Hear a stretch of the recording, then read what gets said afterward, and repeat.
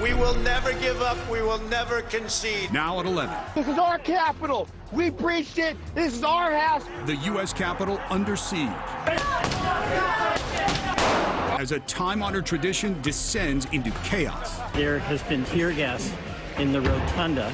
We're seeing flash grenades go off. The person who was shot earlier at the Capitol has lost her life. An unprecedented attack on American democracy. It's not protest. It's insurrection. Bringing an already divided nation to its knees. Thank you for staying with NBC for this ongoing coverage as we come to the end of what can only be described as a dark day in our nation's history. I'm David Ushering. And I'm Natalie Pasquarella. More than 8 hours now after a violent mob halted the Electoral College vote count, then forced the evacuation of parts of the U.S. Capitol. The House and the Senate now back in session right now. Take a look. They are finishing the job they started this afternoon, Dave. This is a live look at the Capitol where just hours ago a standoff between pro-Trump protesters and police officers led to at least 13 arrests, the recovery of 5 weapons, including 2 explosive devices, and the death of a woman gunned down during the assault. NBC News has been following the breaking developments all day, and now the News 4 team takes over. We begin with our News 4 anchor, Adam Cooperstein, who is live near the scene of today's chaos. Adam? Much different now, David. The Capitol complex is secure tonight. All of D.C. under a curfew that started at 6 p.m.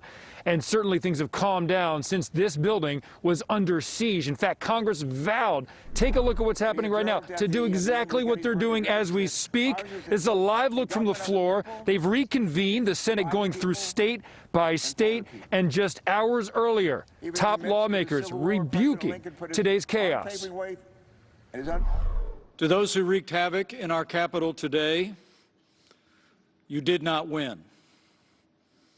Violence never wins. Freedom wins.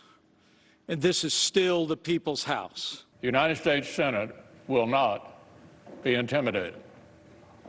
We will not be kept out of this chamber by thugs, mobs, or threats. This will be a stain on our country, not so easily washed away. A woman was killed inside the Capitol today, and it took hours to clear those pro-Trump protesters out of here. And tonight, questions about what allowed them to get through this police barricade. A mob of pro-Trump protesters storm barricades, fight through police, and enter the U.S. Capitol. Members of Congress had to be evacuated as officers drew guns with rioters trying to break into the House chamber. A woman taken out on a stretcher after she was shot and killed by law enforcement.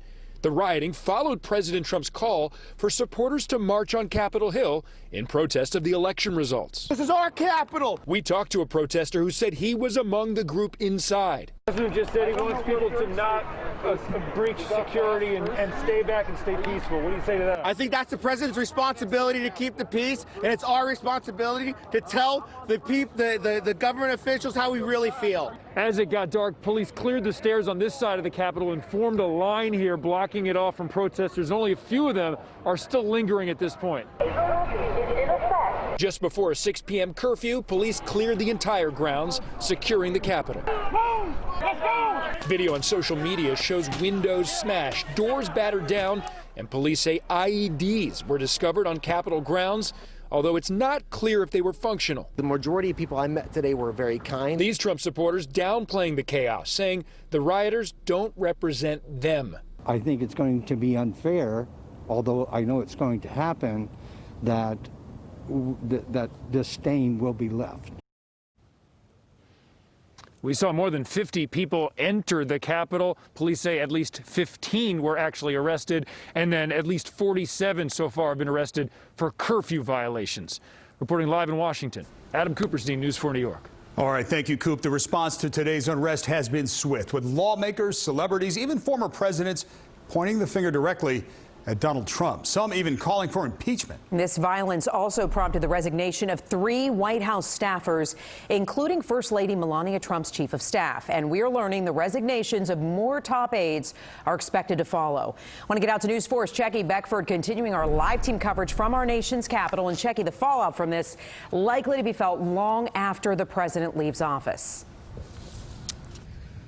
Well, Natalie, Congressman Josh Gottheimer describing to us tears, literal tears in the eyes of both Democrats and Republican lawmakers as those protesters broke into the Capitol today. Critics, and there are many, saying those actions today will leave an indelible mark on the Capitol and on the presidency itself, pointing the finger straight at President Trump. Reaction tonight to the stunning events in D.C., swift and strong. Our democracy is under an unprecedented assault, unlike anything we've seen in modern times.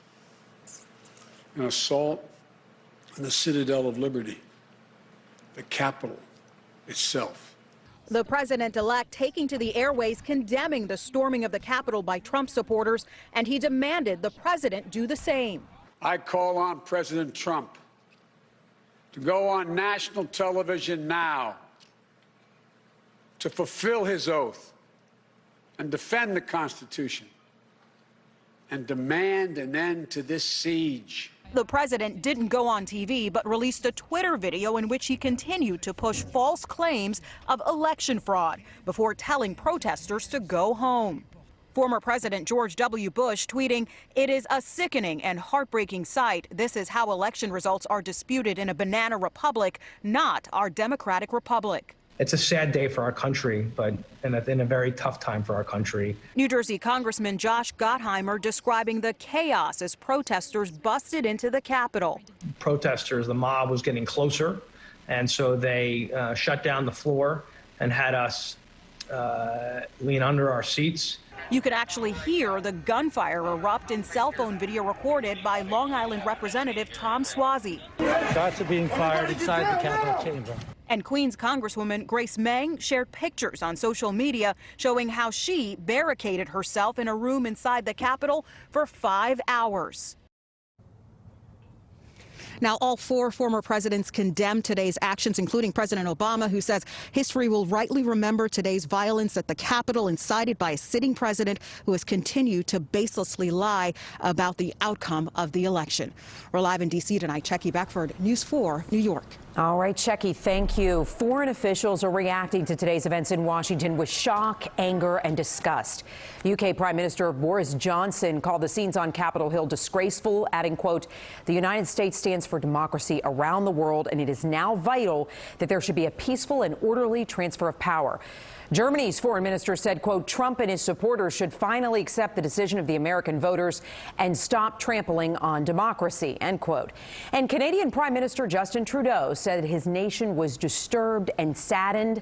He tweeted, quote, "Violence will never succeed in overruling the will of the people. Democracy in the U.S. must be upheld, and it will be." Dave. Natalie, even before this unprecedented violence, the breach of legislative chambers, the clashes with police, the congressional session, held every 4 years for the last 2 centuries, was unlike any other vote count before. News 4's Andrew Siff is next in our lineup with an inside look at what happened before rioters brought the ceremony to a terrifying halt. Before the chaos, it was supposed to be routine. The gavel for a joint session of Congress, constitutionally required to finalize the election. Tellers will announce the votes cast by the electors for each state, beginning with Alabama. But Vice President Pence started the process only minutes after pressure from President Trump. If Mike Pence does the right thing, we win the election. Pence had already sent a letter to Congress stating he has election concerns, but does not have the authority to count or reject votes. And he moved forward with the alphabetical roll call. But when they got to Arizona, Joseph R. Biden Jr. of the state of Delaware received 11 votes for president. Republican objections began. I rise up for myself and 60 of my colleagues to object. Senator Ted Cruz providing the required Senate backup for House members who tried to block the count. That sent both the House and Senate into separate sessions for debate, where Majority Leader Mitch McConnell broke with his colleagues objecting to the election count. We cannot simply declare ourselves a national board of elections on steroids. If this election were overturned by mere allegations from the losing side, our democracy would enter a death spiral. And New York Senator Chuck Schumer, set to become majority leader in 2 weeks, urged his colleagues to accept the results. Let us do our duty to support and defend the Constitution of the United States. So help us God. Now, the Constitution required that Congress finalizing the election begin on January 6th, but it did not require that the process conclude on that day. So in all likelihood, everything will wrap up tomorrow. In the newsroom, Andrew Siff, News 4 New York.